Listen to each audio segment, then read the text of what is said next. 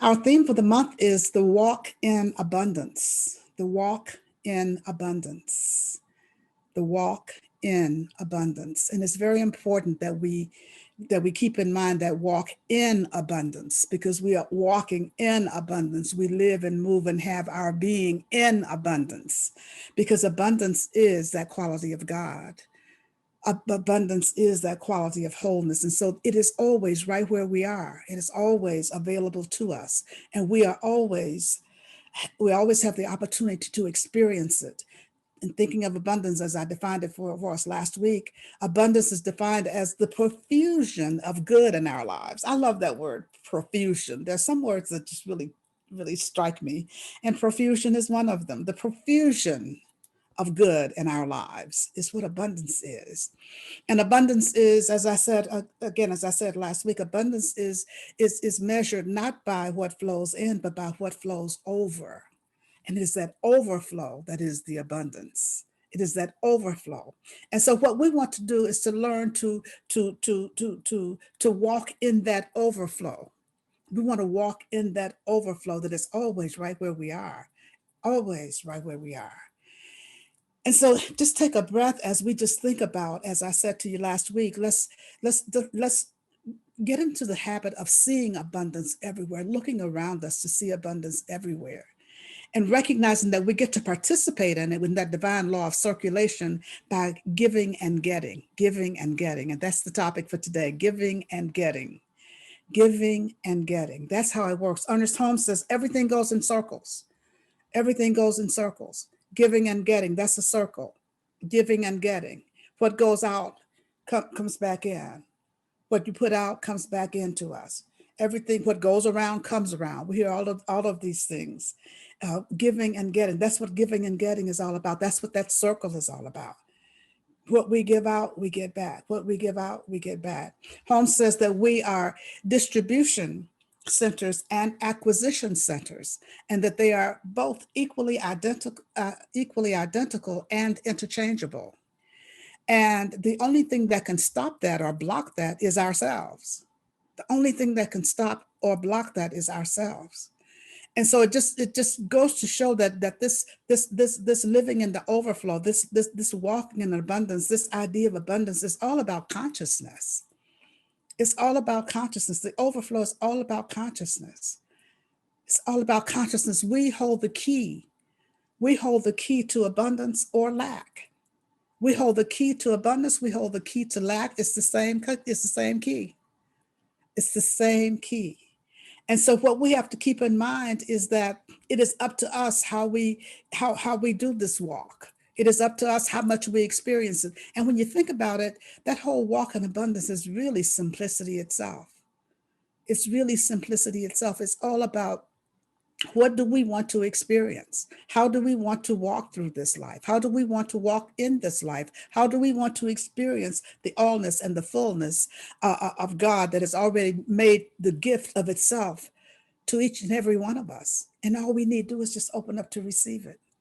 Open up to receive it. And we set it in motion with our giving and receiving, with our giving and receiving, with our giving and receiving. The more we give, the more we receive. The more we give, the more we receive. The more we give, the more we receive. And many people think that when we're talking about abundance, we're talking about money. Or when we're talking about prosperity, we're talking about money. And yes, we are talking about money sometimes. But there's so much more. There's so much more that's involved with abundance than money. And money is fine to include and to think of money as abundance, because it is. And as Ernest Holmes says in The Treatment for Supply, money, like everything else that is desirable, must be a spiritual idea. Must be a spiritual idea. So we know that money is a spiritual idea, and it is a part of what we think of when we think of abundance. And there's so much more. There's love, there's peace, there's joy, there's harmony, there's balance, there's order. All of the qualities of God, all of the qualities of God are part of what we think of as abundance. Abundance is a quality of God, but all the qualities of God. And abundance has to do more with quantity quantity. We think of prosperity, that has somehow that seems to have more to do with quality, and abundance has to do with the quantity that we receive. So when we're in that overflow, when we're in that overflow space, then the sky's the limit. We can have more and more and more and more and more, and then more, and then even more than that. That's how the overflow works. That's how the overflow works. And so we want to make sure that we are in that overflow. I was just reminded of an interview I saw with Simone Biles, the gymnast, last week, and she was talking about, she's the greatest gymnast of all times, and she was talking about preparing for the Tokyo Olympics, and the interviewer was asking her, after all the things she's done and all that she's accomplished and all the medals and all the awards and everything that she's won, why is she still pursuing even more? And she said, I didn't come this far to just come this far. I didn't come this far to just come this far. Think about that. I didn't come. She had planned to be in the Olympics last year, and then they were canceled last year, and so she had to do a whole year of training, and that was she was talking about the difficulty in having to do that, and the interviewer was saying, you could have stopped. You're already at the top of your game. You could have stopped now. You said you were going to retire at the ripe old age of 23. You could stop now. And then her response just really struck me. I didn't come this far just to come this far. So her awareness that there's so much more, that there's so much more. And so that's what we want to always be in our own lives, so aware that there's so much more, and there's so much more. And what we get to experience that to the degree that we are willing to experience it, to the degree that we're willing to claim the more, to the degree that we're willing to open to the overflow, to the degree that we're willing to be in the overflow, and to the degree that we are willing to continue to give, so that we stay in that circle of giving and receiving, giving and receiving, giving and receiving, giving and receiving. Because what we give comes back to us. What we give, Ernest Holmes says, when you give little and you receive an equal amount, then what we do is you give more, and then you, as sure as the day follows the night, he didn't say that part, that was my part, but as sure as the day follows the night, then you will receive more. The more you give, the more you get. The more you give, the more you get. And that's about anything. If you want more love in your life, we have to give more love. If we want more peace in our lives, we have to give peace. We have to be peace. We have to allow peace to precede us wherever we go, wherever we go, whatever we do. If we want more forgiveness in our lives, we have to give forgiveness. We have to give more forgiveness in order to experience more forgiveness in our lives. And so just think about, but as we move into this, deciding how we're going to live in this overflow, how we walk in this overflow, how we walk in this abundance, what is it that you really want? What is it that you really desire? What did you really desire? And then set your intention. Set your intention to experience that. Set your intention to live in the overflow, to walk in the overflow. And only you know what that looks like. And if you're not walking in that, what's blocking that? What's blocking you? What's keeping you from being in the overflow? What's keeping you from giving? What's keeping you from giving? What stories are you telling yourself that keeps you from giving? I don't have enough. It's too late now. No, they didn't give to me. Somebody didn't give to me. Who are we blaming that keeps us from giving? Who are we blaming?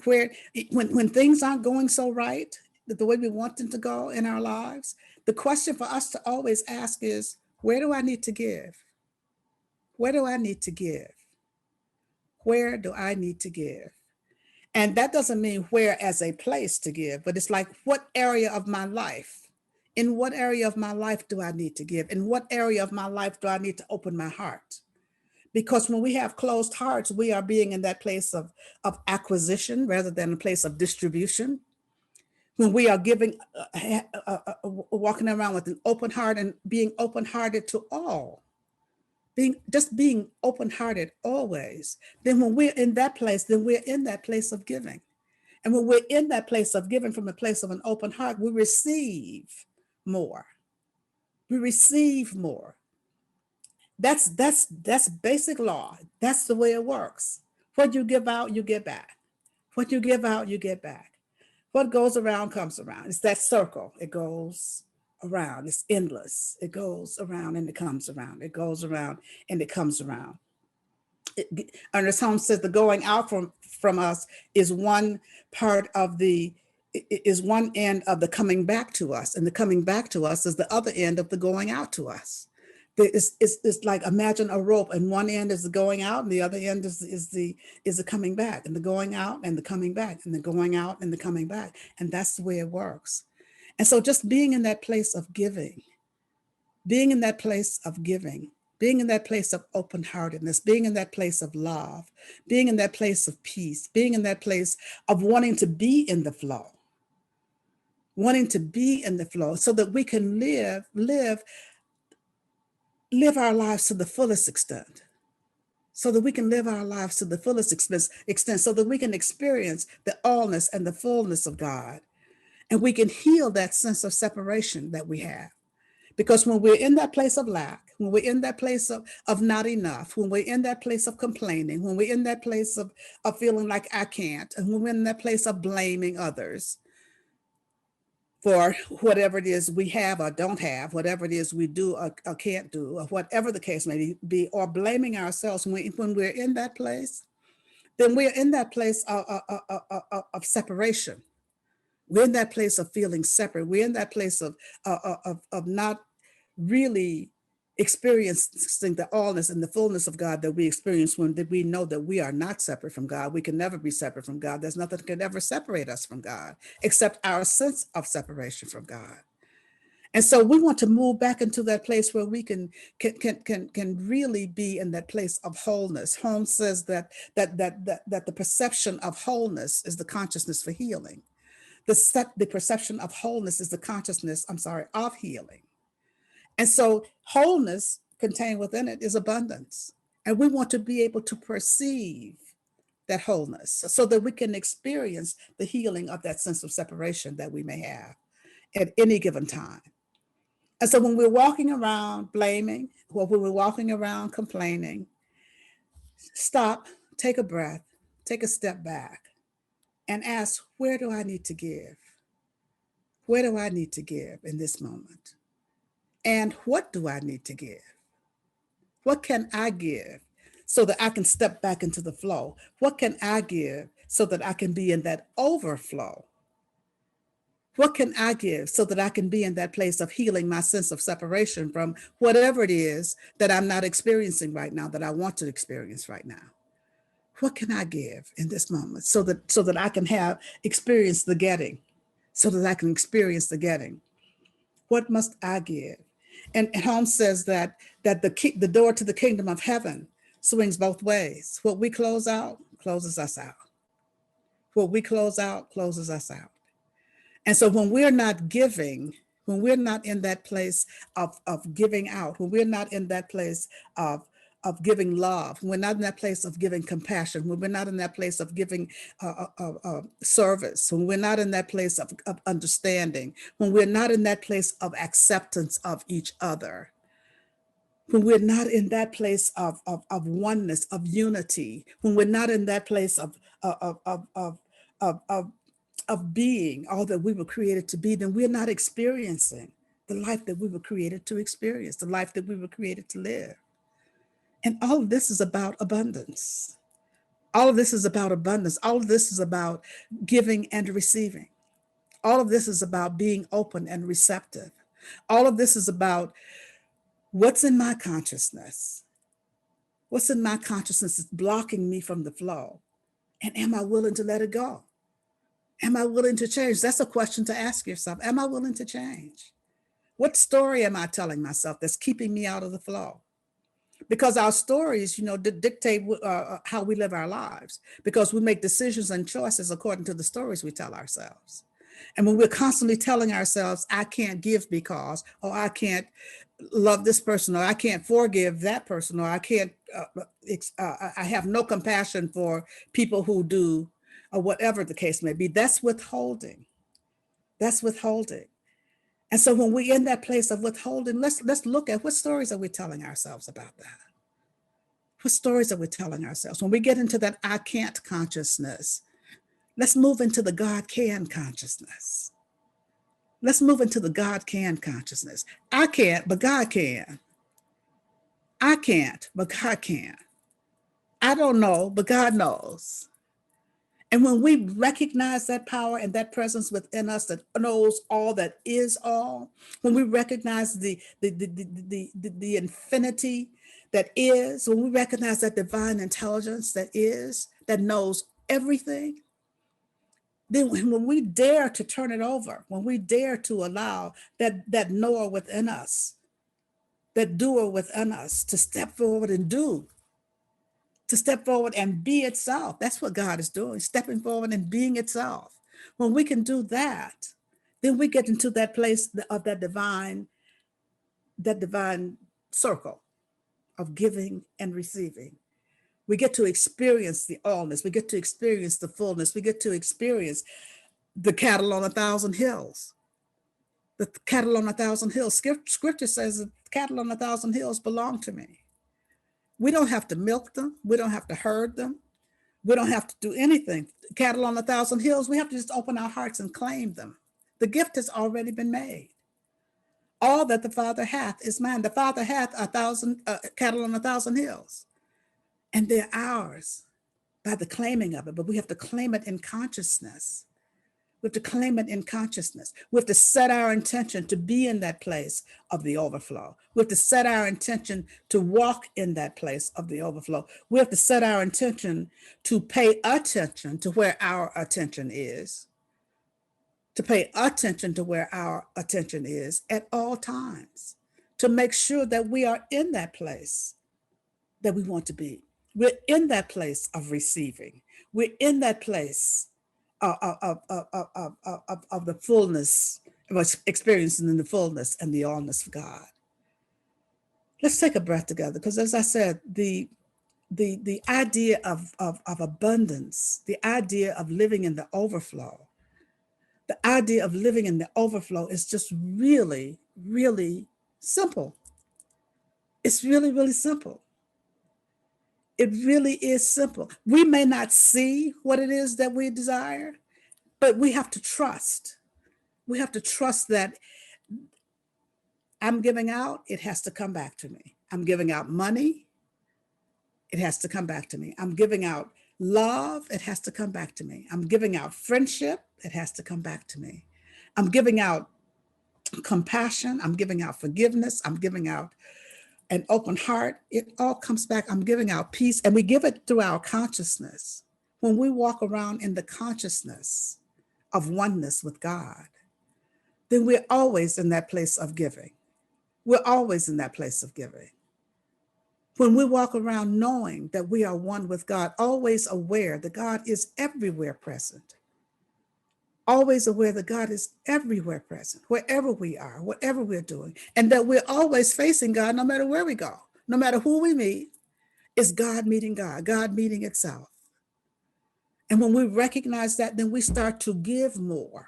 We start to receive more. We start to move back into that place of the overflow. We start to move back into that place of oneness, because that's where the overflow is, in that place of oneness with God.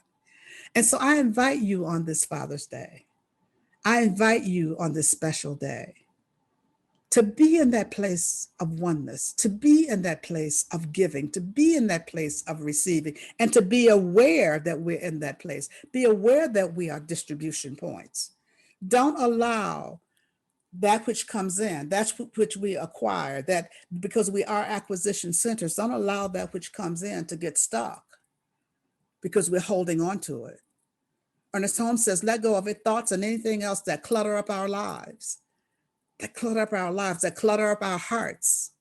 So when things come in, don't hold on. Be willing to live with an open hand, an open heart, so that which flows in flows out. and that which flows out flows in. And that is the way that we live in this place of unity, in this place of abundance. This is how we walk this walk of abundance, this walk of giving and receiving, by being in that consciousness always of giving, being in that consciousness always of receiving, being in that consciousness always of being in the flow, of being in the flow. And there's nothing like it. We get to experience the ease and the peace and the harmony and the balance and the joy that is God. And that's how we want to live our lives. Live our lives in God. That is how we live our lives, in God. That's how this walk in abundance is. We are walking in God. And so be mindful as you go through this time. Be mindful as you go through your day that you're walking in God every step of the way. But God is always right where we are, and God is all there is. So we have to be walking in God. So let's take a breath as we just move into prayer right now. Just moving into that place of knowing and sensing and feeling that presence of God that is always right where we are in each and every moment of each and every day. Just knowing that only power, that only presence, that only mind, that only life is God. And just knowing this only power, this only presence, this only life is my life. It is the life of each of us. And so as we move into this day, I just speak the word for each of us this day. I speak the word for all of us this day. Just speaking a word of abundance, knowing that abundance is. Abundance is an abundance of love, abundance of joy, abundance of health, abundance of prosperity, abundance of all needs met. This is the word that I speak for each of us this day, all needs met in each and every moment of each and every day. And that as I just open this circle of prayer, I know that each of us gets to experience the allness and the fullness of God as we open our hearts and we release and let go of the things that would clutter us up. We release and let go of the blame. We release and let go of the doubt. We release and let go of the fear. We release and let go of the anxiety. We release and let go of all that stuff. And we create that space. We create that space to receive the goodness that already is, the healing that already is, the wholeness that already is. And so for all those who need prayer with regard to physical body, I know that every cell, organ, tissue function of the physical body is healed, for the presence of God is in the midst. In our bodies of affairs, I know that God is in the midst, that all needs are met, no matter what we call the need, all needs are being met in each and every moment of each and every day, for God is in each and every moment of each and every day. So I pause in this moment of prayer so that you may speak the names of anyone you'd like held in prayer this day. You may speak their names silently or loud, and you may speak them now.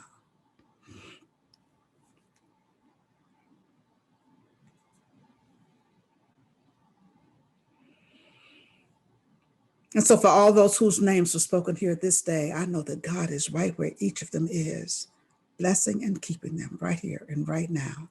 This prayer goes out to anyone who's made prayer requests, who submitted prayer requests to the practitioners. The practitioners are praying over those prayer requests. And I know that God is in the midst of everything that's going on, every situation, every circumstance. This prayer goes out to anyone on this planet needing a prayer this day, knowing that God is in the midst, that healing is happening everywhere, for wholeness is everywhere, for God is everywhere. This prayer goes out to our government officials, to those who are in charge, just knowing that hearts are changed, hearts are opened, healing is happening, unity is happening, despite any appearance to the contrary. For God is in the midst of everything. God is in the midst of everything, and all things are made new. All things are made new. And so I just simply say, thank you, Father, Mother God. Thank you, Father, Mother God, for the word spoken here this day. Thank you for the perfect manifestation of the word spoken here this day. Thank you, Father, Mother God, for everything, for everything, for everything. I know indeed that all is well. For I know indeed that all is God. And I simply allow it to be. And so it is.